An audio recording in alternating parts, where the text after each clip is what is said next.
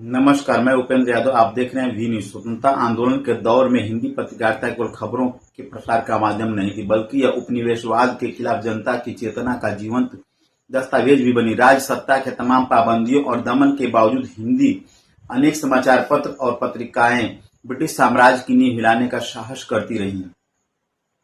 हिंदी पत्रकारिता का यह स्वर्णिम लेकिन दमनग्रस्त अध्याय, जिसे इतिहास की मुख्य धारा में अक्सर उपेक्षित कर दिया गया, अब पुनः पाठकों के सामने है।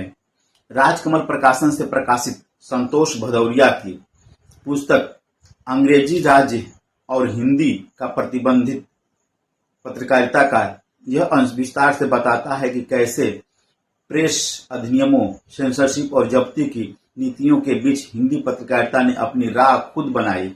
यह न केवल उस दौर की पत्रकारिता के संघर्ष को सामने लाता है, बल्कि यह भी दर्शाता है कि किस तरह सत्ता से टकराना भारतीय पत्रकारिता की बुनियाद में शामिल रहा है। स्वाधीनता आंदोलन और हिंदी पत्रकारिता अपने उद्भव काल से ही परस्पर संबद्ध रहे हैं। वस्तुतः हिंदी पत्रकारिता भारतीय नवजागरण और स्वाधीनता आंदोलन की एक अनिवार्य परिणति है। स्वाधीनता आंदोलन के समानांतर हिंदी पत्रकारिता का विकास हुआ। ब्रिटिश शासनकाल का असली चरित्र उस समय की पत्र पत्रिकाओं में प्रकाशित लेखों, सामयिकी, प्रतिक्रियाओं और टिप्पणियों के माध्यम से उजागर होती हैं। हिंदी पत्रकारिता ने राष्ट्रीय आंदोलन था, उससे जुड़ी जनता की आकांक्षाओं को वाणी दी। फलस्वरूप अंग्रेज सरकार ने क्रांतिकारी पुस्तकों के साथ साथ पत्रिकाओं को भी जब्त कर लिया। सर्वप्रथम बंगाल के वंदे मातरम, युगांतर, फॉरवर्ड ब्लॉक जैसे पत्रों को जब्त किया गया। साथ ही अनेक पत्रिकाओं के संपादकों और प्रकाशकों से जमानतें मांगी गईं।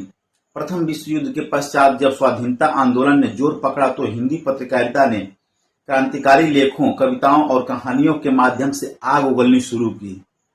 स्वाधीनता आंदोलन में महत्वपूर्ण भूमिका निभाने वाली पत्रिकाओं में प्रताप, मर्यादा, प्रभा, हंस, चांद, सैनिक, क्रांति, विप्लव आदि विशेष उल्लेखनीय हैं।